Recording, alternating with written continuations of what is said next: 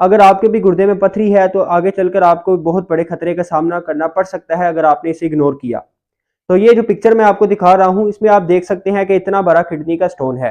तो ये स्टोन का एक ही दिन में बन गया? नहीं, ऐसा बिल्कुल नहीं होता। ये जो किडनी स्टोन होते हैं, ये पहले छोटे छोटे जरे होते हैं, फिर ये आहिस्ता आहिस्ता मिलकर एक बड़ा स्टोन बन जाता है, जिसे गुर्दे की पथरी कहते हैं।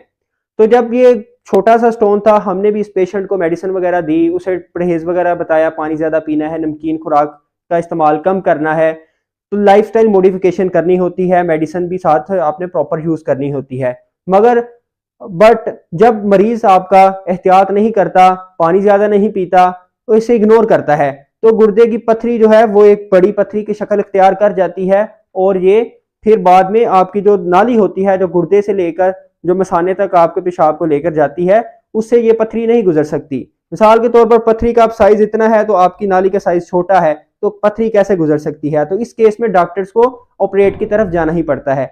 तो वो डॉक्टर्स को कोई शौक नहीं होता कि वो आपको ऑपरेट करें। जब पथरी छोटी होती है, छोटे छोटे जरे होते हैं, तो वो आपके मेडिसिन से ज्यादा पानी से निकल जाते हैं। तो जब आपकी पथरी इतनी ज्यादा हो गई है, आपकी जो नाली का साइज छोटा है, तो वो पथरी कैसे गुजरेगी आप खुद सोचें।